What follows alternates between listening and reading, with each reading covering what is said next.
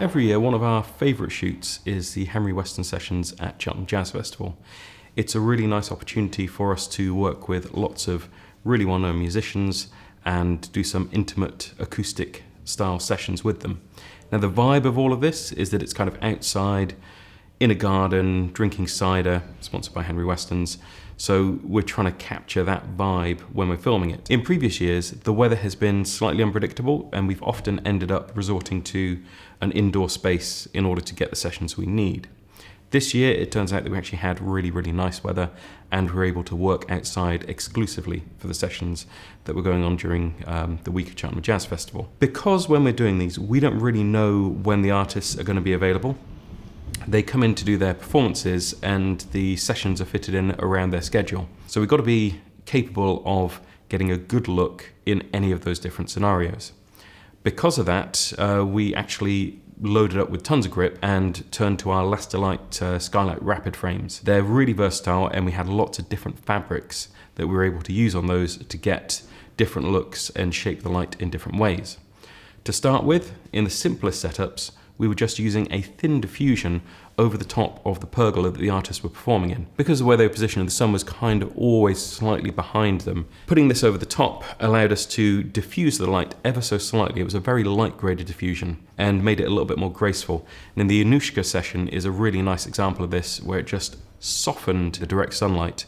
Still, it's a very hard light, so you got hard shadow on her, but it looks quite graceful on her skin, and the ratio between the downside and the highlight side is a little bit more where we would put it if we were actually lighting this with studio lights. So it gives us that flexibility to shape that light and affect the quality of it without having to bring too much in. That was just a frame over the top. When we're doing these sessions, we have to get wide shots as well, and that means that the frames do have to be quite a distance away, and we've got to use big stands to be able to lift them up high, or like I say, on top of the pergola where we can kind of hide them out of shot. Another favourite for me was the Corinne Bailey-Ray session.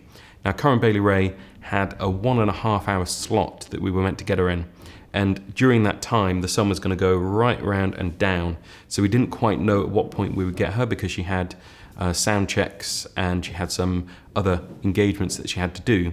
We wanted to have one lighting setup that was going to work regardless of when she turned up. Bit the bullet, thought let's just cut out all of the direct sunlight. We had 24 foot of basically negative fill, taking the sun out of the equation. We then bought in some HMIs and lit her with the HMI so she's slightly rim lit. Those HMIs wouldn't have had as much effect during the day, but because the sunlight was coming down, we were able to actually influence the light. When she came in, regardless of the time, we were ready to go, and it was going to basically be the same look at any of those times within the slot that she had. During the week, we had dozens of performances, and Rick Astley was definitely a highlight for the team. Everyone's heard of Rick Astley, and he was great. Didn't do Never Gonna Give You Up, so a little bit of disappointment, but he was really funny. The setup for him was very similar to Corinne Bailey-Ray, so I'm not going to break that down again, but we did have that 16 foot of negative fill and bounce that was blocking the direct lights. We weren't going to have to change anything around when he stepped in. It was always looking the same. Grace Savage's performance was lit with a Broncolor Para 133 HR with a 1600 watt HMI, and gave her a really nice glow to her face and wonderful catch light in her eyes. Very similar to a lot of the other setups, but we were able to pull that in.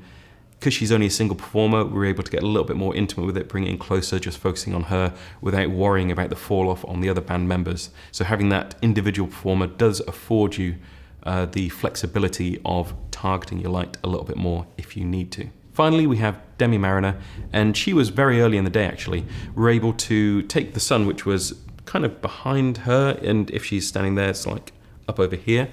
We're able to bounce that with a silver bounce, push it through some diffusion, and really have a lot of impact with the shaping of that light. So we weren't so much adding negative fill as we were just pushing tons of light onto the side of her face. And that particular setup is very different from the others because most of the other performers didn't come through that early in the daytime. But even so, using the frames, using the stands and the grip that we had, we were able to shape that light and get a very different look. We didn't use the silver bounce that often. Mostly we were negative fill or white bounce. Even when you're in a basically uncontrolled environment outside and you don't quite know what's going to happen, if you have enough grip with you, you can really influence the final look of the piece. And it can be quite subtle. You can just be making one adjustment here or there to make the ratios balance a little bit better. You've got to be conscious of how the performer's looking, what they're doing with the hair, if the hair's coming over their face. Is a harsh shadow going to completely ruin it? Is it going to look really weird if they're holding a guitar or another instrument? You have to be flexible and you have to adjust things to make sure that that works. And it could be something very reflective, like a saxophone. Sometimes it's best just to leave it as is. Sometimes the natural light can look really nice. But when you're having to move fast and the artists don't have long, you can't really change things once they're standing in there.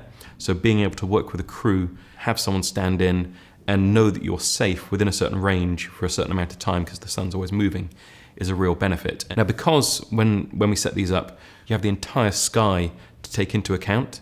So if you are trying to give someone a little bit more of a downside, bringing that negative veil up high, blocking out the skylight that's around will actually give you that downside a lot more effectively. If you're just doing a headshot, then you can grab something like we got just here, got a flag 36 by 24 inch.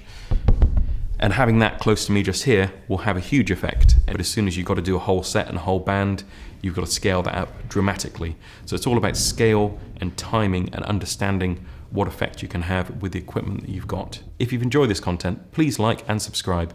We're going to be having lots of different videos coming up covering photography, cinematography, and how we approach setups in different environments on different shoots.